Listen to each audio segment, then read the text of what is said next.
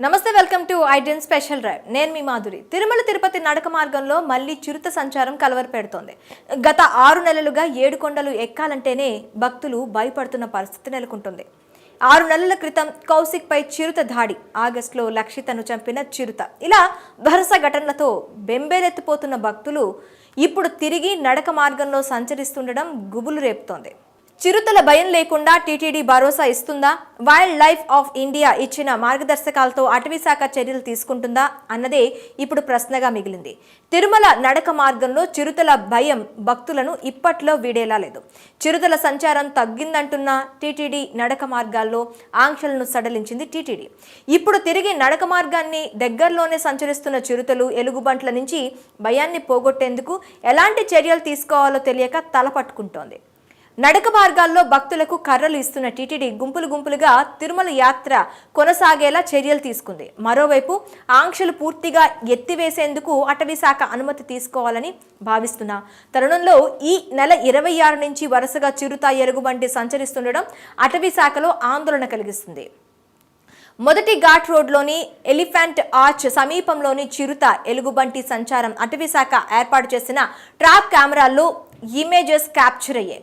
నరసింహస్వామి ఆలయం సమీపంలోని చిరుత సంచారం కొనసాగినట్లు అటవీశాఖ కూడా భావిస్తుంది. ఒకే ఫ్యామిలీకి చెందిన చిరుతలు ఈ ప్రాంతంలో సంచరిస్తున్నట్లు గుర్తించిన అటవీశాఖ నడక మార్గానికి దగ్గరగా వస్తే బంధించేందుకు ప్రయత్నిస్తోంది. కౌశిక్, లక్షితలపై దాడి చేసిన ప్రాంతంలోనే చిరుతల సంచారం కొనసాగుతున్నట్లు గుర్తించిన అటవీశాఖ ఆ ప్రాంతమంతా చిరుతల ఆవాసంగానే భావిస్తోంది. టీటీడీ సహకారంతో నడక మార్గంలో వచ్చే భక్తులకు ఎలాంటి అపాయం తలపెట్టకుండా చేపట్టాల్సిన చర్యలన్నీ తీసుకుంది. ఇప్పటికే 6 చిరుతలను బంధించిన అటవీశాఖ నిరంతరం నిఘా కొనసాగిస్తోంది. కావలసినంత సిబ్బందితో అలిపిరి నడక మార్గంలోని 7వ మైలు నరసింహస్వామి ఆలయం ప్రాంతాల్లో నిఘా కట్టుదిట్టం చేసింది. వైల్డ్ లైఫ్ ఆఫ్ ఇండియా అనుమతిస్తేనే కంచె నిర్మాణం చేపట్టేలా లేక ఇతర చర్యలతో చిరుతల భయం లేకుండా చేయాలా అనే ఆలోచిస్తుంది.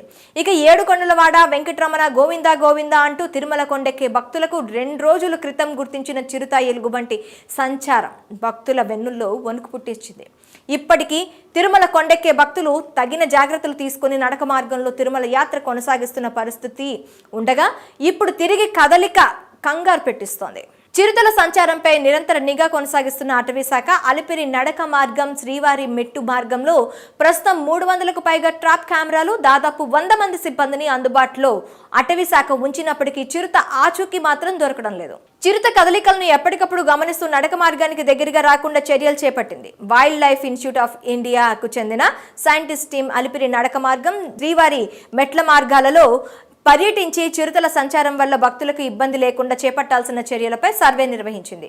ఈ మేరకు క్షేత్రస్థాయి పరిశీలన చేసిన wild life institute of India scientist team Seshachalam అటవీ ప్రాంతంలోని వన్యప్రాణుల నడక మార్గాలు, ఘాట్ రోడ్ను దాటే సమయంలో ఇబ్బంది పడకుండా తీసుకోవాల్సిన చర్యలు చేపట్టాల్సిన నిర్మాణాలపై కూడా ఆరా తీసి నివేదిక ఇచ్చింది.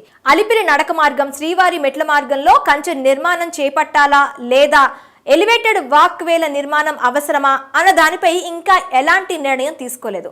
స్కై వేస్ లాంటి ఓవర్ పాస్లు, అండర్ పాస్లపై కూడా చర్చ జరిగిన ఏ ప్రాంతాల్లో నిర్మించాలన్న దానిపై కూడా ఎక్స్పర్ట్స్ టీం పరిశీలించినట్లు తెలుస్తోంది. ఈ మేరకు ఇచ్చిన నివేదిక ఆధారంగానే టీటీడీ కూడా తిరుమల నడక మార్గాల్లో శాశ్వత ప్రాతిపదికన చిరుతల దాడులను ఫుల్ స్టాప్ పెట్టాలని చూస్తున్నారు.